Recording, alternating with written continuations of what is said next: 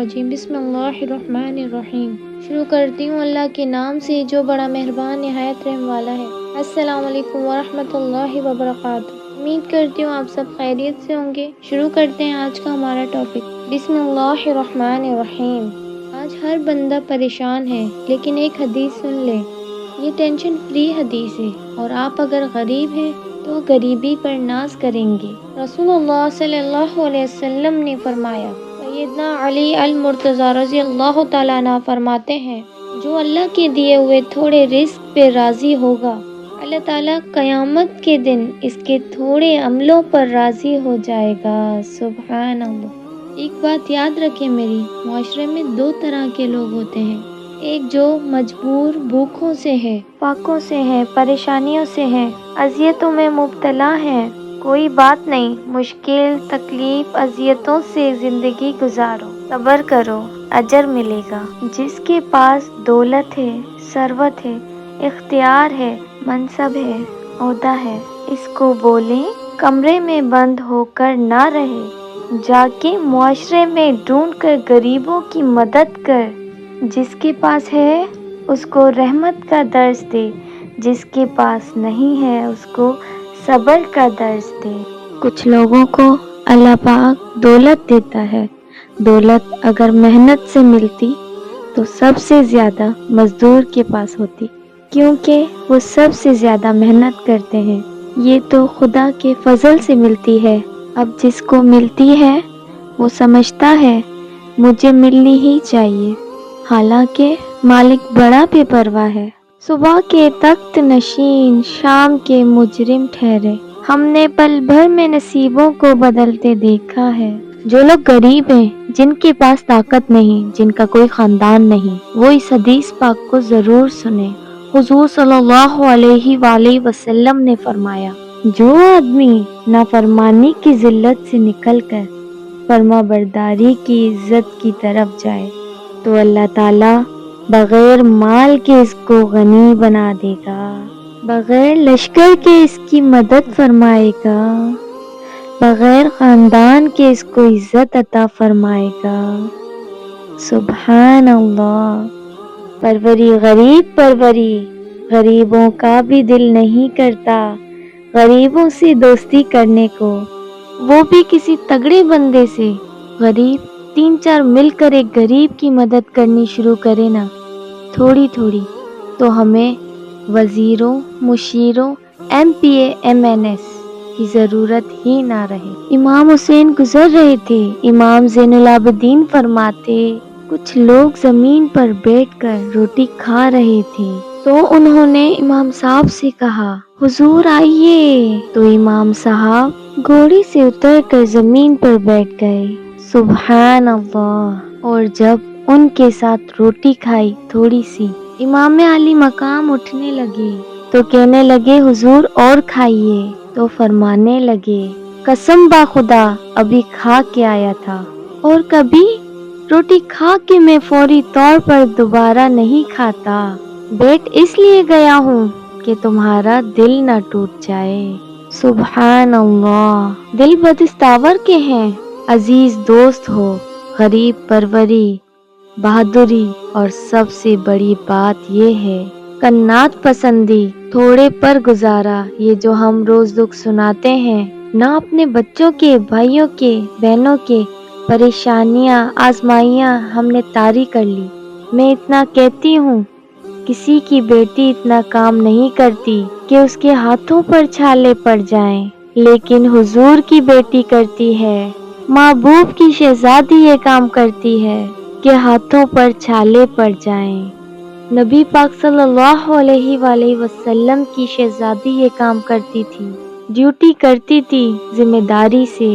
حدیث میں وہ چمکتے دمکتے لفظ موجود ہیں کہ اونٹ کے بالوں کی بنی ہوئی چادر اوڑھ کے سیدہ فاطمہ چکی پیس رہی تھی۔ محبوب نے دیکھا، آنکھوں میں آنسو بھی آئے۔ پتہ ہے فرمایا کیا؟ فرمایا، فاطمہ بیٹا، دنیا میں تھوڑی تکلیف برداشت کر، آخرت کی ساری عزتیں اللہ پاک تجھے ہی عطا فرمائے گا۔ سبحان اللہ۔ ایک مزدور کا واقعہ سنیں۔ حضور فرماتے میں مزدور لینے گیا، بغداد کے چوک پر مزدور بیٹھے تھے تو میری ان مزدوروں میں سے ایک نوجوان بچے پر نظر پڑی۔ بڑا کمزور سا وجود تھا لیکن چہرے پر عبادت کا نشان تھا۔ ماتھا بتاتا تھا کہ عبادت کا بڑا خیال رکھتا ہے۔ میں اس کے قریب گیا، فرماتے میں اس کے قریب گیا، میں نے اس سے کہا بیٹا مزدوری کرو گے؟ کہنے لگا مزدوروں میں بیٹھا ہوں۔ تو حضور مزدوری کے لیے ہی تو بیٹھا ہوں۔ تو انہوں نے کہا چلو پھر۔ جوان مزدور کہنے لگا نہیں، میری کچھ شرطیں ہیں۔ انہوں نے کہا بتا دو۔ کہنے لگا پہلی شرط یہ ہے کہ لوگ 4 دنان دہاڑی لیتے ہیں، میں 3 دنان لوں گا۔ انہوں نے کہا یار یہ تو بہت بہتر ہے۔ حضور نے کہا باقی بھی اس طرح کی رکھیں۔ اس نوجوان نے کہا حضور دوسری شرط یہ ہے کہ میں آپ کی مکمل باتوں کو مانوں گا، لیکن جب اذان ہوگی تو آپ کی نہیں سنوں گا۔ تیسری بات اس نے یہ کہی کہ حضور میں آپ کے گھر کام کروں گا پر آپ کے کسی سوال کا جواب نہیں دوں گا۔ حضور نے کہا یار تو بڑا عجیب ہے، شرطیں تو مالکوں کی ہوتی ہیں۔ کہنے لگا بہرحال میں شرطیں لگا کر جاتا ہوں۔ فرماتے میں اسے گھر لے آیا، کام میں نے اس کو بتایا، جو کام مزدور سارے دن میں کرتا ہے اس نے 2 گھنٹے میں کر لیا۔ ہمارے مزدور سگریٹ پیتے ہیں تو آدھا گھنٹہ لگاتے ہیں، وہ چائے پینے جائے تو پونا گھنٹہ وہاں۔ ان کو بھی تو دیانتداری کرنی چاہیے، اور جب کام بندہ کرتا ہے تو کام اور نکل آتا ہے۔ کام میں نے اسے اور بتا دیا اور وہ کرنے لگا۔ اس نے مٹی نکال کے رکھی تھی باہر تو ظہر کی اذان ہو گئی، اس نے وہیں اپنا کام روک دیا اور چلنے لگا۔ تو میرا بیٹا کہنے لگا اس کو ذرا برابر کر دے، تو کہنے لگا چپ کر جا، تیرے باپ سے بات ہوئی تھی، جب اذان ہوتی ہے تو میں کسی کی نہیں سنتا، بس اللہ رسول کی سنتا ہوں۔ سبحان اللہ۔ مسجد چلنے لگا، نماز پڑھ کے آیا تو دوپہر کا وقت تھا۔ میری بیوی کہنے لگی اس کو کہو کہ کھانا کھا لو، تو کہنے لگا میں نے روزہ رکھا ہے۔ سبحان اللہ، رمضان بھی نہیں تھا، اس نے نفلی روزہ رکھا ہوا تھا۔ فرماتے شام ہوئی، میں نے کہا تیرا نام کیا ہے؟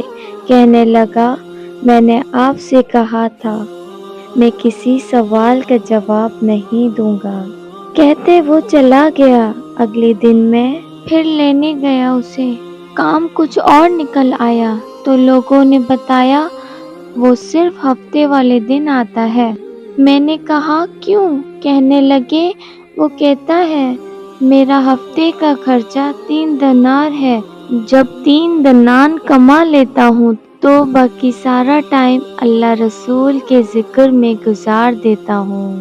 سبحان اللہ۔ فرماتے اگلے ہفتے میں پھر لینے گیا، میں نے پورا ہفتہ انتظار کیا کہ کام اسی سے کروانا ہے۔ میں جب گیا تو میں نے کہا چلو، تو کہنے لگا میری شرطیں یاد ہے نا؟ میں نے کہا یاد ہے بھائی، ساتھ چلو۔ میں نے کام کروایا، 2-3 ہفتے وہ آتا رہا۔ ایک ہفتے میں گیا تو لوگوں نے کہا حضور آج نہیں آیا۔ میں نے کہا کیوں؟ کہنے لگے بیمار ہے۔ میں نے کہا کہاں گھر ہے؟ کہنے لگے بغداد کے قبرستان کے پیچھے جو کچی آبادی ہے اس میں رہتا ہے۔ فرماتے میں گیا اور دروازے پر دستک دی تو کہنے لگے حضور آپ ہیں؟ دروازہ کھلا ہے۔ فرماتے میں اندر گیا، میں نے کہا تمہیں کیسے پتہ چلا میں ہوں؟ کہنے لگے حضور اللہ والے ہو، آپ نے ہی آنا تھا، امیر تو غریبوں کا پتہ لینے والے کوئی نہیں آتے۔ میں قریب گیا اور کہنے لگا حضور میں آپ کا انتظار کر رہا تھا، تیز بخار ہے، تپ رہا ہے، جیب سے پیسے نکالے، انگوٹھی نکالی اور کہنے لگا یہ پیسے رکھ لیں، اور کہنے لگا حضور آج رات میرا انتقال ہو جائے گا، کہنے لگا ان پیسوں کا کفن خرید کر صبح جنازہ پڑھ کر مجھے دفنا دینا، اور جب دفن کر لو تو یہ انگوٹھی لے کر عصر کے بعد ہارون رشید کے پاس لے جانا، آپ اسے کہنا ملنا ہے پر وہ آپ کو ٹائم نہیں دے گا، آپ اس کو آواز دیجیے گا کہ تیری ایک امانت ہے میرے پاس، تو آپ سے ملے تو آپ انگوٹھی دے دیجیے گا، آپ پھر میری طرف سے فارغ ہیں۔ حضرت فرمانے لگے تیرا نام؟ کہنے لگے میرے پاس وقت بہت کم ہے، آج رات میں نے جانا ہے، بڑی لمبی معافی مانگنی ہے رب کریم سے، اگر مناسب سمجھے تو مجھے اپنے رب کریم سے تنہائی کرنے دے۔ میں وہاں سے تو آ گیا لیکن اس کی باتوں نے ساری رات مجھے سونے نہ دیا۔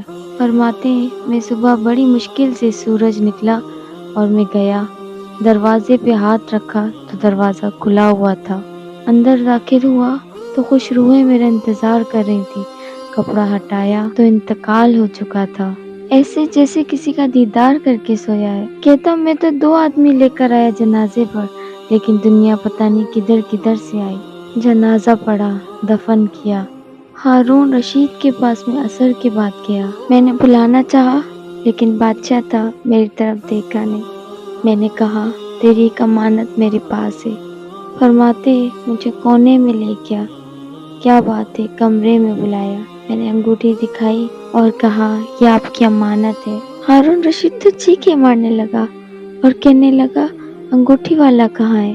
میں نے کہا وہ تو انتقال کر گیا، کہنے لگا مجھے قبر پر لے چل، کہتے میں قبر پر لے آیا، وہ رونے لگا، لیٹ گیا، تڑپنے لگا، میں نے کہا میرا کلیجہ پھٹ جائے گا، نہ اس نے کچھ بتایا نہ تم نے کچھ بتایا، یہ کون تھا؟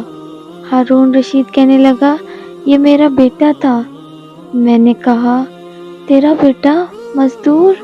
کہنے لگا حضور یہ حضرت داؤد تائی کے پاس بیٹھا کرتا تھا، اس کا مرید تھا، مجھے کہتا تھا ابا تو نے بڑی دنیا سمیٹی ہے، مرتے وقت سے ٹانگیں سمیٹی نہیں جائیں گی، میں روز اسے سمجھاتا، اس کی اماں اسے سمجھاتی اور یہ کہتا تھا چھوڑ دو یہ سب، آ جاؤ اللہ رسول کے راستے پر، یہ کہتا ہمیں روز چھوڑ دیں یہ سب، چھوڑ دیں اللہ رسول کی بارگاہ میں آ جا، وہ چلا گیا یہاں سے اور کہنے لگا تیرا راستہ الگ ہے، میرا راستہ الگ ہے، کہنے لگا یہ انگوٹھی غلطی سے اس کے پاس رہ گئی، یہ ہیرے کی انگوٹھی غلطی سے اس کے پاس رہ گئی تھی، دیکھیں آج وہ بھی اس نے واپس کر دی، اور تڑپ کے کہنے لگا ہارون رشید تو تھا لیکن یہ میرا بیٹا، میرا مرشد نکلا، میرا پیر نکلا۔ امید کرتی ہوں آپ لوگوں کو یہ ویڈیو بہت پسند آئی ہوگی، ملتے ہیں اپنے اگلے ٹاپک پر، اللہ حافظ۔